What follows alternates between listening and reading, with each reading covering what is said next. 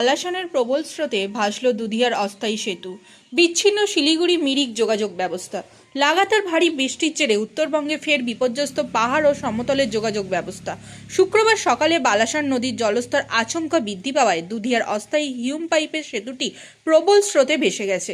এর ফলে দুধিয়ার রুটে শিলিগুড়ি ও মিরিকের মধ্যে সমস্ত ধরনের যান চলাচল সম্পূর্ণ স্তব্ধ। প্রশাসন সূত্রে খবর, 2025 সালে দুধিয়ার মূল সেতুটি ভেঙে পড়ার পর সাধারণ মানুষের যাতায়াতের জন্য এই অস্থায়ী বিকল্প সেতুটি তৈরি করা হয়েছিল। মিরিক, সুখিয়াপুকুরি ও জলসংলগ্ন এলাকায় বাসিন্দাদের পাশাপাশি পর্যটকদেরও যাতায়াতের অন্যতম প্রধান ভরসাই ছিল এই পথটি। তবে গত কয়েকদিনের টানা বর্ষণে বালাসনের রুদ্ররূপের শেষ রক্ষা হলো না সেতুটির।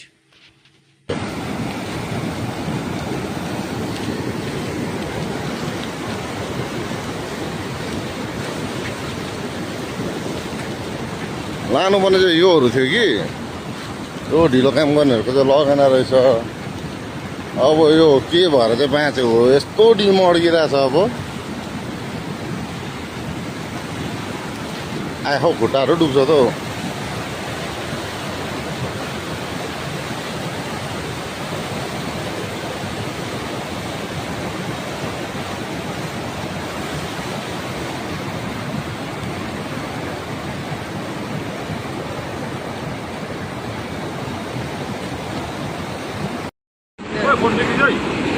ए ल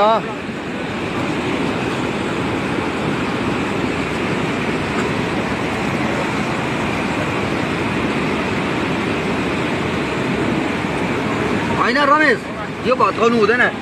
किन भन्दा यो भत्कायो भने यो भत्कायो भने फेरि यो जान्छ नि, फेरि यो यहाँबाट फेरि पानी झट्टै फेरि उहाँ यो उनीहरूको घरपट्टि जान्छ।